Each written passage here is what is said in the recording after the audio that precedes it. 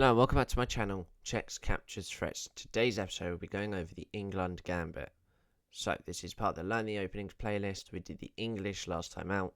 Now, from that white opening, we're going to go on to a black opening here of the Englund Gambit. So, here, we are going to just talk while we play a few moves. I want to thank you guys for 100 subscribers. You know, it's quite early on. I've only been doing this for about a month or two. So, I'd like to thank you. And next week, not tomorrow, but the week after, we'll be doing a new playlist, adding on with these lot, and it'll be based on Blitz and getting a title of some sort. Not a real title, but it's part of Fide's little like arena stuff. So here you play e5. So this is the Englund Gambit, named after Fritz Englund. This wasn't actually played too much at top level back then. You actually do see this a lot, probably at, you know, when I'm playing on the rapid increase, we saw this move a lot when we were trying to play d4 and trying to play the London, for example. Now, what do you normally play? Normally you capture, being the Gambit, and you're not going to be in some trap just yet. Now, normally we protect here, that's fine. All book moves here. Now, Queen e7. This is the first weird move. But, why are they playing this? Now, there is a trap. What is this trap? If you play Bishop f4, trying to protect this pawn, it looks like a reasonable move. You know, you're trying to protect this pawn, you don't want to lose it, you just won it. Let's try and protect it. But here, queen to b4. Okay, that's fine. You know, it's check. Technically it's a fork, but we can protect it here. We win a pawn. Now, this is where it gets really, you have to think of the right move. The correct move is knight to c3. Straight away, you would want to play this. Now, if you don't play this, and you play bishop to c3, you are now losing because of the move bishop to b4. Now, it's a great move here because you can't take the queen as it's pinned. So, a great move here would just be even capturing at this point. You know, it's not the worst capturing. But you wouldn't even have to capture as black here. You know, you'd have to do this. And you're still losing by 4 points. But it's not actually, you know, you can't really survive this. You're 3 points down as white. So here, do not play a move like this. You can, but it's not the best. Because if you take with this here, the queen cannot take, as it is checkmate here. And if they try and take with the knight, you'll take the queen here. And then they move the knight back, and we can still win this pawn here as well, just to add to it. And we are 5 points up as black. So hopefully we do get that if you're black. But again, traps are not always the best way, because there is kind of ways there that they can easily come out of that. We saw a few moves there. But, you know, it's quite obvious here. But what you'll see a lot is this capture. And if they play queen e7 as white, I would not think anything. Like, I would not protect this pawn. The reason you want to do this is you want to consolidate this pawn for quick, rapid development.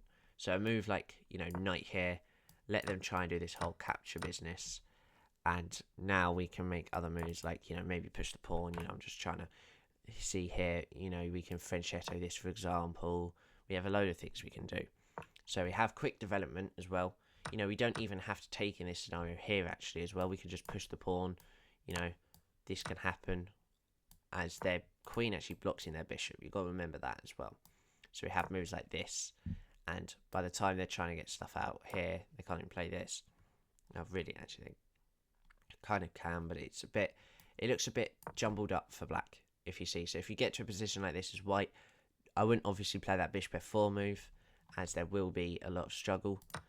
But there is that. So, what other variations are there? Now, there is actually a gambit again. So it's a gambit and a gambit almost. You've gambit one pawn in gambit, or not really gambit two, but, you know, you're gambiting your whole central pawns almost to their one pawn. And we can see that realistically, it's not very good for black. So, you know, you're a point down. You know, maybe if you're playing someone, you know, if you think you can beat them, again, I wouldn't play this if I was you, but these are openings. We all got to understand what they could do, and you get quick development as black. You do get that 10 with that, but you do sacrifice these 2 pawns in a way for their 1 pawn. So you have a pawn down. You might be able to do something. The only thing I would say that's good about this is that if we just make a few moves here, is that you actually quite quickly get your rook out. Actually, your rook is immediately, if you can get that in line with your king, it's actually not too bad here. So, there we go. Now, there's also a few other moves. Actually, here we have one like this, f6. So, here again, obviously still being the gambit because we're giving up that pawn straight away, and then we're trading pawns.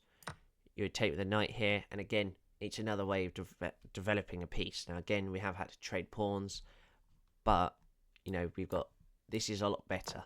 The only thing I would say that's difficult here is castling, because obviously we have this massive line here that's open.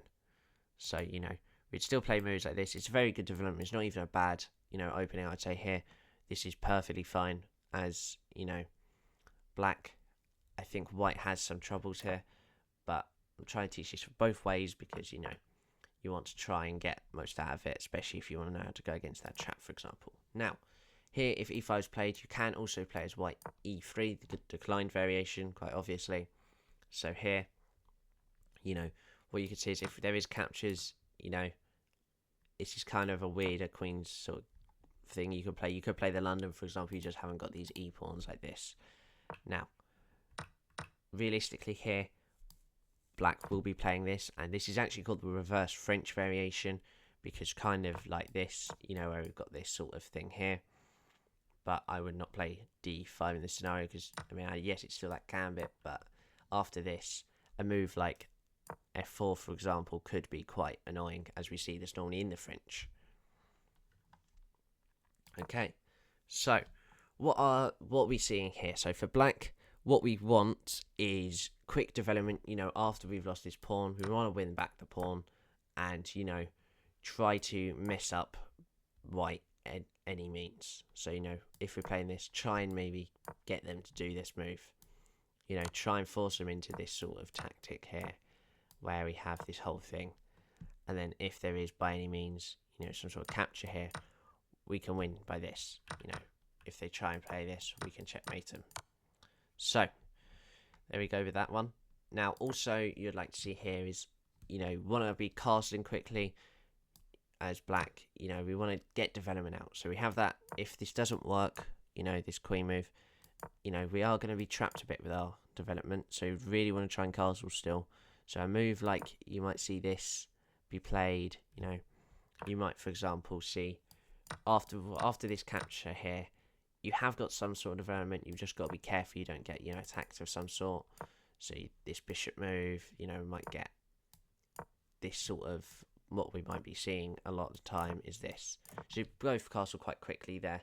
And this isn't bad. You know, black is actually up half a point. I wouldn't say realistically, but, you know, has a fighting chance, you see here. So it's actually quite good. Now, there is all of black's ideas. Now, what's white's ideas? The main one is trade queens as quickly as you can. That queen for black is quite deadly straight away. So as quickly as you can, try to do it. I wouldn't say get your queen out immediately to try and trade it. I would say if there's the chance, you know, take it. But, you know, you just got to be wary that you don't trap your queen, or, you know, you don't make it so that you have to capture your king and you can't castle again, for example. So there we go. And, you know, because we're giving up this pawn here as black, for white, you also want to kind of trade this pawn. So you want to give up this pawn as well, but for quick development. So because they're going to waste these moves here, now you can develop quite quickly with this. So after this whole capture, you know, now we've got a pawn in the center. You know, we've got our bishop to come out here and everything like this. So we can do many fewer things here. So that is it for today's video.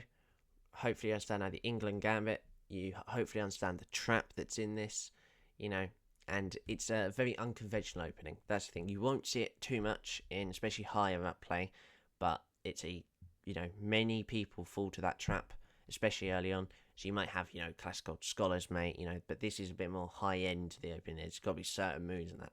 And there's a lot of ways we can not, you know, get into that trap. So we have, you know, this knight move, for example, and that. Hopefully you understand as well what the ideas were behind each side. Now, I'm just trying to make it so that, you know, as black, you can try and do the trap. Maybe, I wouldn't say do traps. They're always going to really sometimes backfire most of the time. But also, as white here, also try and show you how you can develop past that as well, past when you've done the trap. And as black, you can, develop without having to, give up stuff. And you can do simple development even after moving your queen to e7. So, that's it for today's video. Hopefully you enjoyed it. So, thank you and bye-bye.